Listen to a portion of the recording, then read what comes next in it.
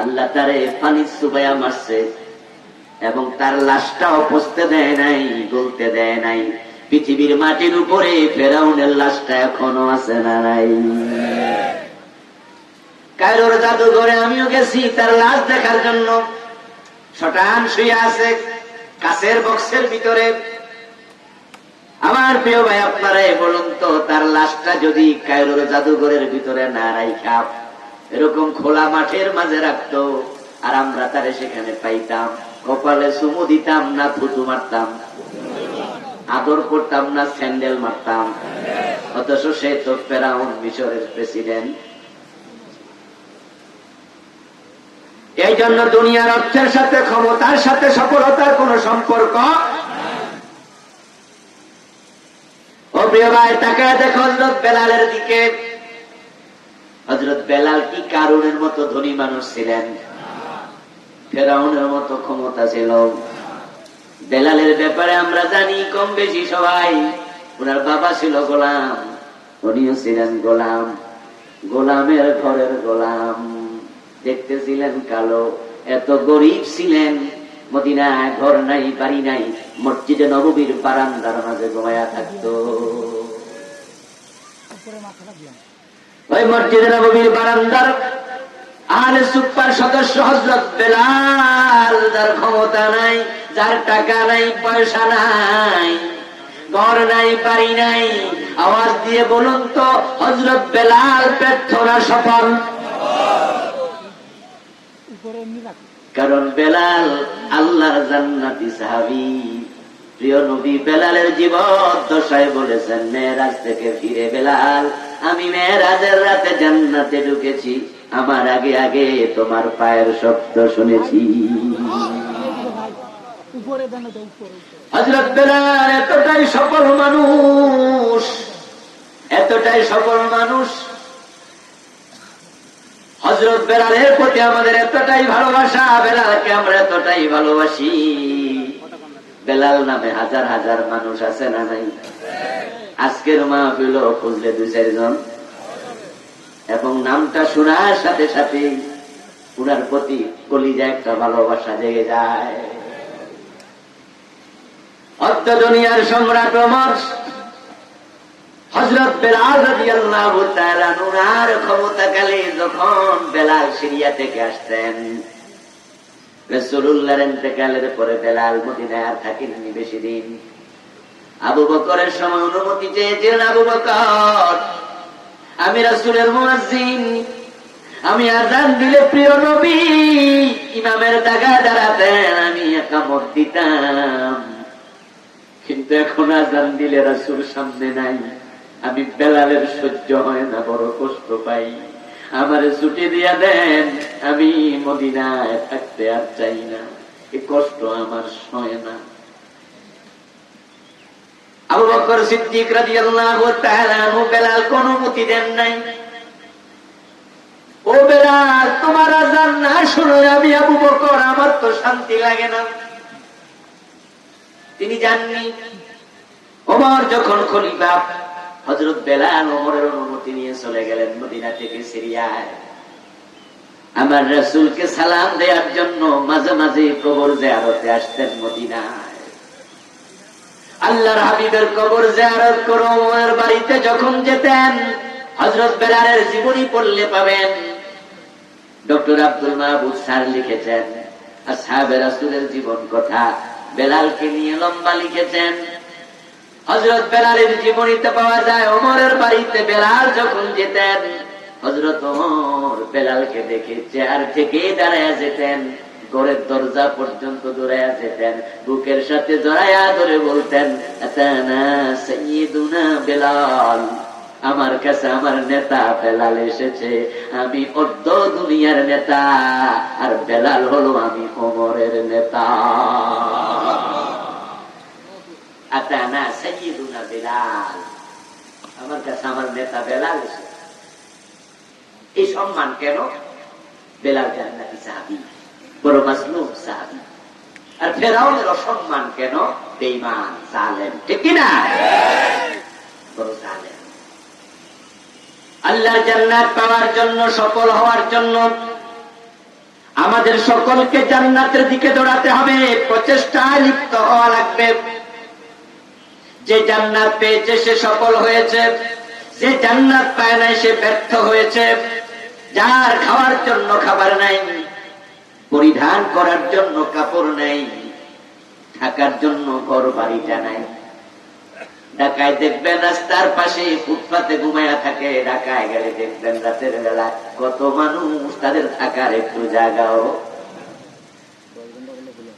এই রংপুর এলাকাতে রিক্সা চালায় পরিবার চালায়, ওই রিক্সাটাও নিজের না, অন্যের রিক্সা ভাড়া চালায়। এমন গরিব মানুষ 2-4 জন আছে না নাই? থাকার জন্য ঘর নাই, খাওয়ার জন্য খাবার নাই, পরিধান করার জন্য ভালো কাপড় নাই, কিন্তু লোকটা নামাজি। এই রমাদান মাসে রিক্সা চালায় রোজা রাখছে, এমন রিক্সাওয়ালাও। আবার এসি রুমে ছিল, রোজা রাখে নাই, এমন হতভাগা। ওই গরিব রিক্সাওয়ালা, গরিব ঠেলাওয়ালা, দিন মজুর, গরিব কৃষক, গরিব কৃষক নামাজের টাইম হয়েছে, খেতে আইলে গামছা বিছায়া নামাজ পড়ে, এমন 2-4 জন আছে না নাই? আমার দোস্ত যারা ইমানওয়ালা, টাকা না থাক, পয়সা না থাক, ইমান আমল থাকলে জান্নাত আছে, তুমি সফল।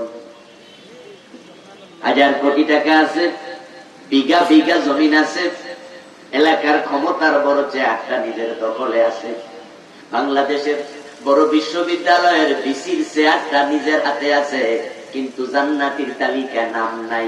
ওই লোকটা সফল না ব্যর্থ? এটা হতভাগা। দুনিয়ার নিয়ামত গুলো আপনার সাথে যাবে না, এগুলো ক্ষণস্থায়ী, আজ আছে কাল নাই, এগুলো পাইয়া লাভ নাই। হালাল ভাবে আসলে ওয়েলকাম। হালাল ভাবে কোটিপতি হইতে ইসলাম মানা করে নাই। হযরত ওসমান নামে একজন সাহাবী ছিল, রাসূলের জামাই। উনি ধনী মানুষ ছিলেন, এত ধনী যার নামের পাশে যুক্ত হয়ে গেছে ওসমান গনি। পয়সা থাকা ইসলাম এটাকে খারাপ বলে না, তবে সেটা হালাল ভাবে আসতে হবে। হালাল ভাবে কোটি টাকা আসুক, অসুবিধা নাই, কিন্তু হারাম ভাবে 1 পয়সা পকেটে ঢুকতে পারবে না। জান্নাত এমন এক নিয়ামতের জায়গা, যেটা পেলে আপনি সফল। কি কারণে এটাকে সফলতা বললে আবার সংক্ষেপে একটু বলি, তারপরে বলবো জান্নাতে যেতে হলে করণীয় কি, যেটা আজকের মূল আলোচ্য বিষয়। আমার বন্ধু, জান্নাতকে আল্লাহ সফলতার কারণ বলার, সফল বলার 1 নাম্বার কারণ, জান্নাতে আল্লাহ মানুষকে যখন ঢুকাবেন আর কোনদিন সেখান থেকে বের করবেন না। এটা হবে চিরস্থায়ী নিয়ামত। সুবহানাল্লাহ। চিরস্থায়ী, হারিয়ে যাবে না, কমবে না। জান্নাতের যে নিয়ামত আল্লাহ আপনাকে দেবে, এটা কখনোই কমবে না। যেমন জান্নাতীরা হবে চির যৌবন প্রাপ্ত, বয়স হবে 30 অথবা 33। এই বয়সটা কোনদিন আর বাড়বে না। 33 কখনো 34 হবে না। জান্নাতে যে কাপড় আল্লাহ আপনাকে দেবেন, সে কাপড় কোনদিন পুরাতন হবে না। আল্লাহ জান্নাতে যাকে যা দেবেন স্থায়ী করে দেবেন। প্রিয় নবীজি সাল্লাল্লাহু আলাইহি ওয়াসাল্লাম বলেন, শোনো, জান্নাতীদের মাঝে সবচেয়ে ছোট জান্নাত আল্লাহ যাকে দেবেন, তার জান্নাতটা হবে দুনিয়ার মতো 10 দুনিয়ার সমান। আপনাদের রংপুর এলাকায় যার 10 বিঘা জমি আছে, তাকে আপনারা কি গরিব মানুষ মনে করেন নাকি? যার 50 বিঘা আছে, যার 100 বিঘা, যার আছে 500 বিঘা জমিন, তাকে আমরা বলি সে তো একজন বড় জমিদার। এলাকার মানুষ কয় 500 বিঘা জমি, কয় কি রে এত জমি? আল্লাহর জান্নাত যদি রিকশাওয়ালারা দেয়, ঠেলাওয়ালা, দিন মজুররাও দেয়, তাকে দেবেন দুনিয়ার মতো 10 দুনিয়ার সমান জায়গা। قال النبي صلى الله عليه وسلم موضع شبر في الجنة خير من الدنيا وما فيها। এই যে 10 দুনিয়ার মতো বড় জায়গা দেবে, সে জায়গার মূল্য কত? প্রিয় নবীজি বলছেন জান্নাতের 1 বিঘত জমি তামাম দুনিয়ার চেয়ে তার মূল্য বেশি। قال النبي صلى الله عليه وسلم أهل الجنة منزلة له 80,000 خادم। জান্নাতীদের মাঝে সবচেয়ে ছোট জান্নাতি যে হবে, তার খেদমতের জন্য খাদেম দেয়া হবে 80,000। 80,000 খাদেম পৃথিবীর কোন মানুষের আছে?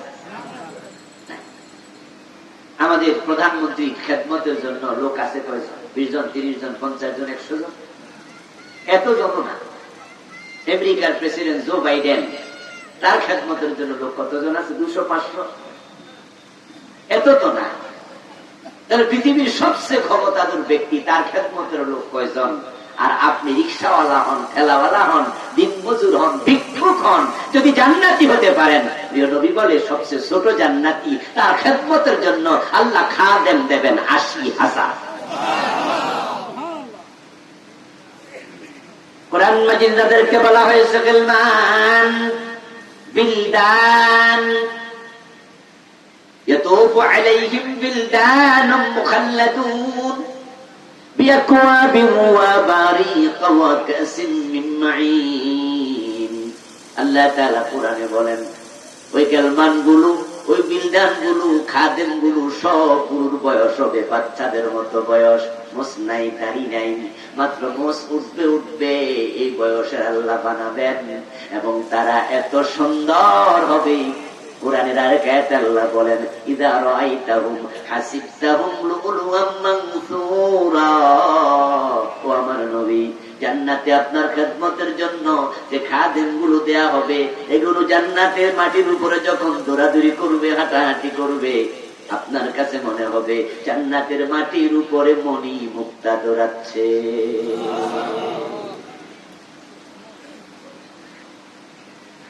وقال النبي صلى الله عليه وسلم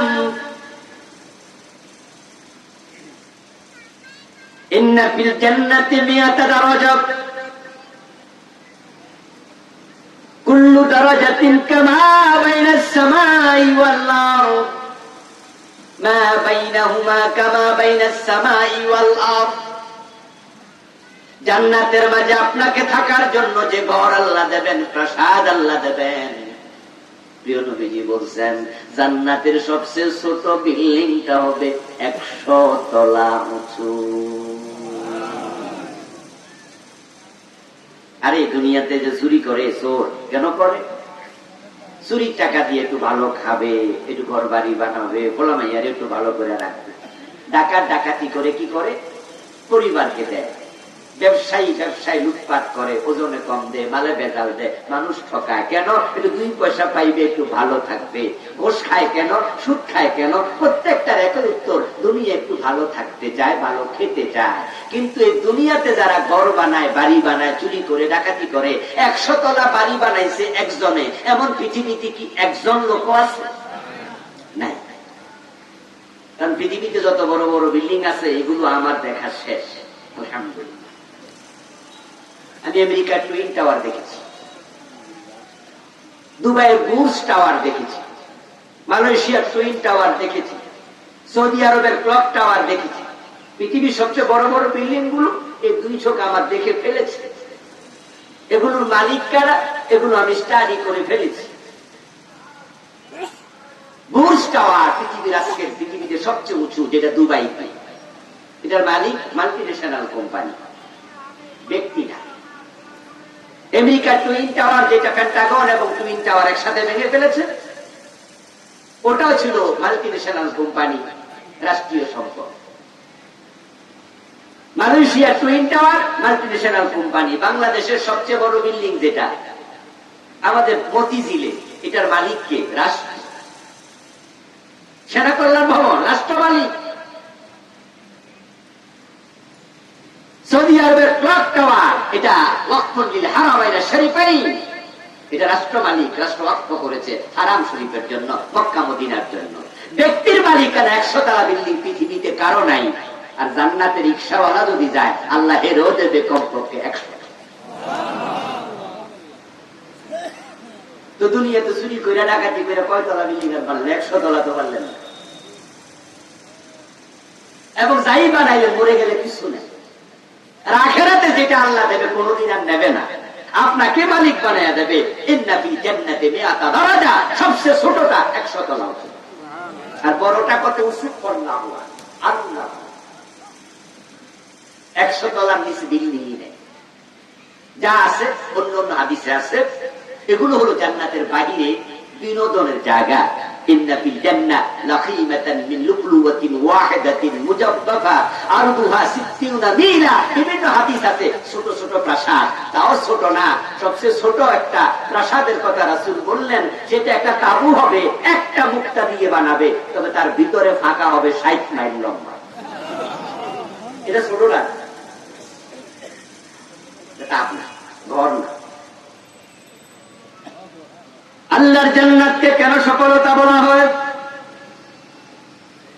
হযরত আবু হুরায়রা রাদিয়াল্লাহু তাআলা আনহু প্রিয় নবী থেকে শুনলেন জান্নাতের বিল্ডিং 100 তলা উঁচু হবে, এক একটা ফ্লোরের উচ্চতা হবে জমিন থেকে আকাশ পর্যন্ত উঁচু, এক একটার প্রস্থ কত হবে? অন্য হাদিসে পাওয়া যায় লাওয়ান্নাল আলামিন ইসতামাউ ফি ইহদাহিন্না লাওয়াসআতুহুম। প্রিয় নবীজি বলেন এক একটা ফ্লোর এত বড় হবে।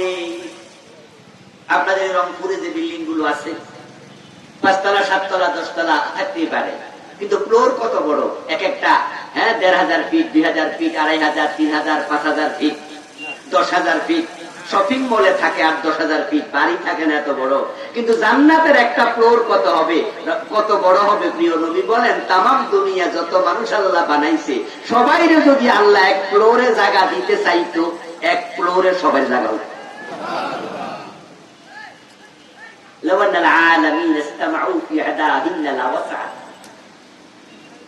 কিন্তু না, সবার জন্য না, আপনার জন্যই 100 তলা, 100 ফ্লোর। আবু হুরায়রা কথা শুনে জিজ্ঞাসা করলো, ইয়া রাসূলুল্লাহ ওয়া মা বিনাউহা। ও প্রিয় নবী, এত বড় বড় বিল্ডিং আল্লাহ বানাইছে, এগুলো বানাইছে কি দিয়া? আপনাদের কাছে আমি একটু প্রশ্ন করবো, জবাব যারা জানেন তারা একটু দিয়েন। জান্নাতের বিল্ডিং আল্লাহ বানাবে না বানাই ফেলছে? কি মনে হয়? মাশাআল্লাহ, উত্তর সঠিক। আহলে সুন্নাহ ওয়াল জামাত এর আকীদা হলো আল্লাহ জান্নাত অলরেডি বানিয়ে ফেলেছেন, জান্নাত প্রস্তুত। ইভেন জান্নাতের হুর গেলমান পর্যন্ত প্রস্তুত। প্রিয় নবীজি সাল্লাল্লাহু আলাইহি ওয়াসাল্লাম মেরাজের রাতে জান্নাতে ঢুকেছেন। তিনি বলেছেন দাখালতুল জান্নাহ ওয়া সামি'তু ফিহাল কুরআন। আমি জান্নাতে ঢুকেছি, আল্লাহর এক বান্দাকে জান্নাতে কোরআন তেলাওয়াত করতে শুনেছি। দাখালতুল জান্নাহ ওয়া রাআইতু আকসারা আহলিহাল ফুকারা। আমি জান্নাতে ঢুকেছি, জান্নাতের অধিকাংশ অধিবাসী দুনিয়ার গরিব লোক, তাদেরকে দেখেছি। জান্নাতের অধিকাংশ অধিবাসী ধনী না গরিব? আপনারা যারা গরিব আছেন মন খারাপ করার কিছু নাই। আবার গরিব হলে জান্নাতি না, নামাজ কালাম ঈমান আমান লাগবে, যেটা একটু পরে বলবো ইনশাআল্লাহ। গরিবের মাঝে আবার বেনামাজিও বেশি, এখানেও ঝামেলা আছে। এই রমাদান মাসে আমি কিছু শ্রমিক দিয়ে কাজ করাইছি আমার একটি প্রজেক্টে। 11 জন শ্রমিক কাজ করছে 20-22 দিনের মতো। তা আমি ওদেরকে ইফতারের টাকা দিতে গেলাম একদিন। ইফতার কত টাকা দেবে? এত টাকা দেন। হঠাৎ করে মনে প্রশ্ন হলো, এগুলা রোজা টোজা রাখিনি? জিগাইলাম রোজা রাখছো না? 11 জনের কয়জন? কয়েকজন। ইফতার করবানি, তখন যদি যাচ্ছে না করলে হয়নি, এটা দেন। তখন আমি বললাম যে তোমাদের জন্য আফসোস, তোমরা দুনিয়াতে রমজানের দিন রোজা রাখো না, কত কষ্ট শ্রমিকের কাজ করো, আবার যদি নামাজ না পড়ো, রোজা না করো, জান্নাত পাইবা? তো হিয়া নতুন আইন খেবা, তো দুনিয়াও কষ্ট, আখেরাতেও হতভাগা হতভাগা তোমরা। নামাজ পড়ো, নামাজ পড়ো, নামাজ পড়ো। আমার প্রিয় ভাইরা, বলছিলাম আবু হুরায়রা প্রশ্ন করে, ইয়া রাসূলুল্লাহ, এত বড় বড় বিল্ডিং আল্লাহ বানাইলো কি দিয়া? রাসূলুল্লাহ জবাব দেন, লাবিনাতুম মিন যাহাবিন ওয়া লাবিনাতুম মিন ফিদ্দাতিন। আমার আল্লাহ জান্নাত বানাইছে, ওই জান্নাতের একটা ইট হবে রূপার, একটা ইট হবে স্বর্ণের তৈরি। দুনিয়াতে কারো স্বর্ণের বিল্ডিং আছে? আরে কথা বলেন না। হ্যাঁ না, সেটা একটা কইলাম, শুনছেন? স্বর্ণের বিল্ডিং আছে কারো? মানে দুনিয়ার কোন জায়গায় স্বর্ণের বিল্ডিং নেই, পৃথিবীর কোথাও নেই। কিন্তু আল্লাহ জান্নাতে আপনার জন্য স্বর্ণ দিয়ে বিল্ডিং বানায় রাখে। এখন সেখানে যাওয়ার জন্য আমাদের একটু উঠা দাঁড়ানো দরকার আছে কিনা? চেষ্টা দরকার আছে না নাই? আল্লাহ বলছে ফাস্তাবিকুল খায়রাত, সে জান্নাতের দিকে প্রতিযোগিতা করে দৌড়াও। নরমাল দৌড় দিও না, নরমাল দৌড় দিও না। সাধারণ দৌড় আর প্রতিযোগিতার দৌড়, দুইটার মাঝে পার্থক্য আছে কি? আচ্ছা তো নাকি? বোঝেন তো? আছে। সাধারণ দৌড় দিলে গতি কম থাকে, আর প্রতিযোগিতার দৌড়ে কেন? যে এর আগে আমার যাইতে হবে। আল্লাহ তাআলা কি শব্দ বললেন? ফাস্তাবিকুল খায়রাত, জান্নাতের দিকে মুসাবাকা করো, প্রতিযোগিতা করে দাও। আমার প্রিয় ভাইরা, ছাত্র জীবনে স্কুল কলেজে মাদ্রাসায় আপনারাও দৌড় প্রতিযোগিতা করছেন, হাই জাম্প, লং জাম্প, তারপরে 300 মিটার দৌড়, 100 মিটার দৌড়। 5 জন ছাত্র 100 মিটার দৌড় দিল। টিচার মুখের মাঝে বাঁশি নিয়ে দাঁড়ায় আছে, হুইসেল দিতে দেরি, তারা দৌড় মারতে আর দেরি করবে না। মুসাবাকা বুঝাচ্ছি। যারা প্রতিযোগিতা করে দৌড়ের, তাদেরকে দেখবেন একটা হাঁটু মাটির মাঝে দিয়া আর একটা হাঁটু খাড়া করাইয়া তারপরে এমনি বাপ ধরে বসে থাকে। হুইসেল দিতে দেরি, দৌড় মারতে যেন দেরি না করে। আচ্ছা, 5 জন যখন দৌড় দেয়, সবার আগে আমাকে যেতে হবে, এই চিন্তা 5 জনের ভিতরেই আছে না নাই? দিল দৌড়। একটু যাইয়া একজন হোঁচট খাইয়া পড়ে গেল, বাকি রইল কয়জন? ওরা ওর জন্য দাঁড়াবে না দৌড়াবে? কিছুক্ষণ পরে আরেকজন পড়ে গেল, বাকি কয়জন?